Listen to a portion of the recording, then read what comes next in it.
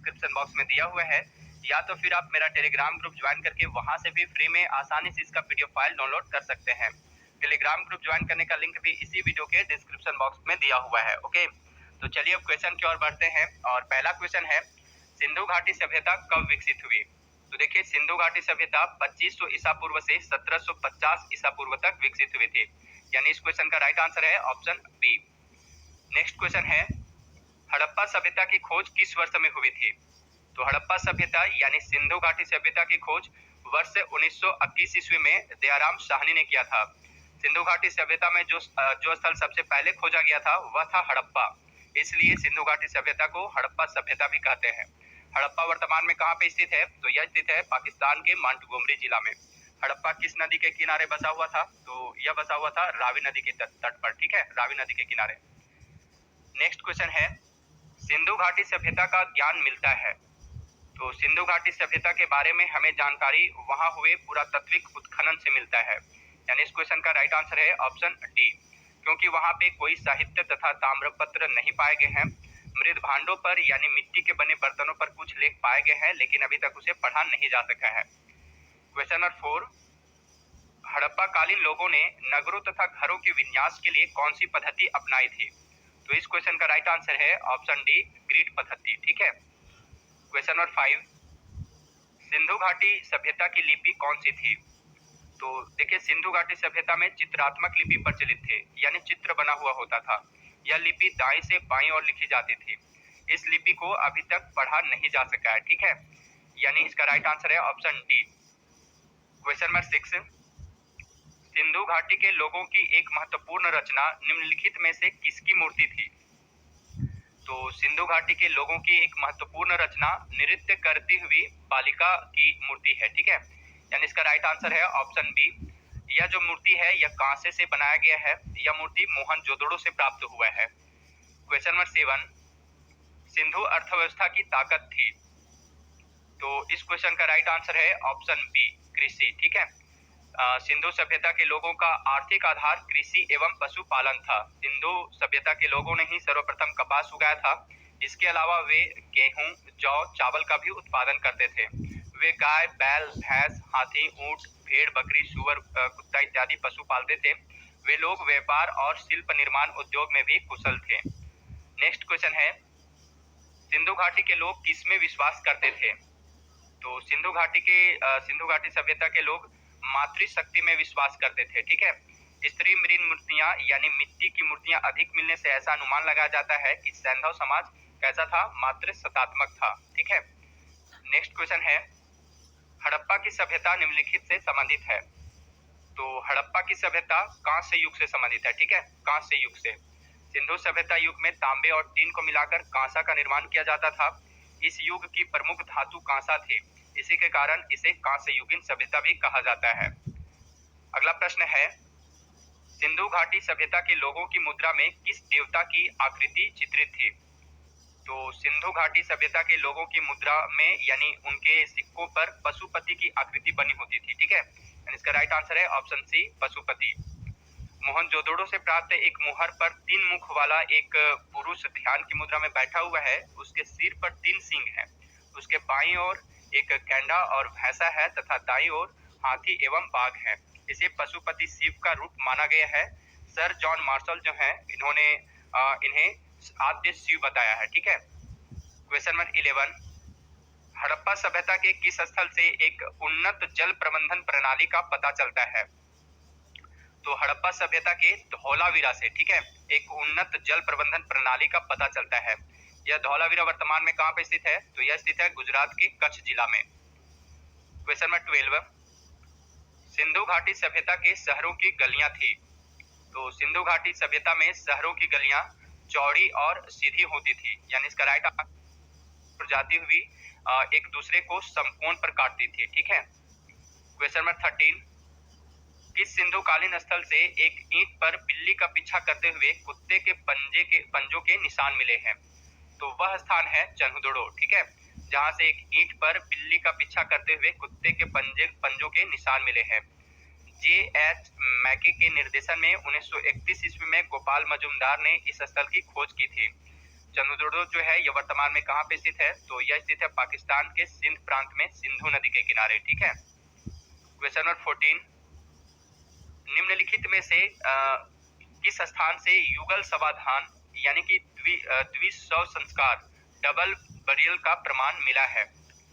तो लोथल जो है, ठीक है, लोथल से युगल समाधान का प्रमाण मिला है, यानी एक ही कब्र में दो दो लोगों को दफनाया गया था। स्त्री पुरुष समाधान के साक्ष्य भी लोथल से ही मिले हैं। लोथल कहाँ स्थित है? तो यह वर्तमान में गुजरात के अहमदाबाद जिले में भोगवा नदी के किनारे स्थित है। इस स्थल की खुदाई 1954-55 ईस्वी में रंगनाथ राव के द्वारा मतलब के नेतृत्व में की गई थी। ठीक है।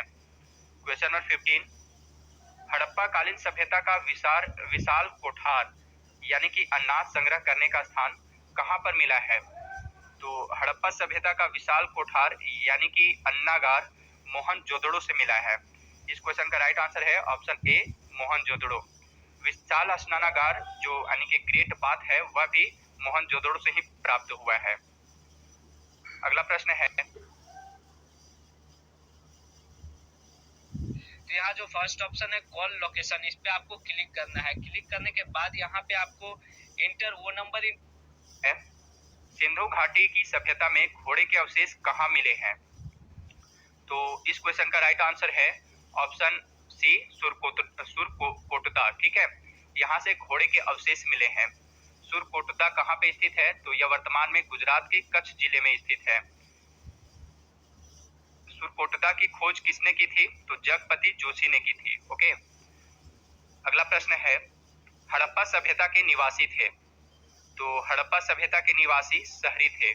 और अगर क्वेश्चन पूछा जाए कि आर्यों द्वारा विकसित सभ्यता कैसी थी, तो वह ग्रामीण थी। ठीक है। क्वेश्चन नंबर 18, अमरी जो हड़प्पा सभ्यता का एक स्थल है किस प्रांत में स्थित है?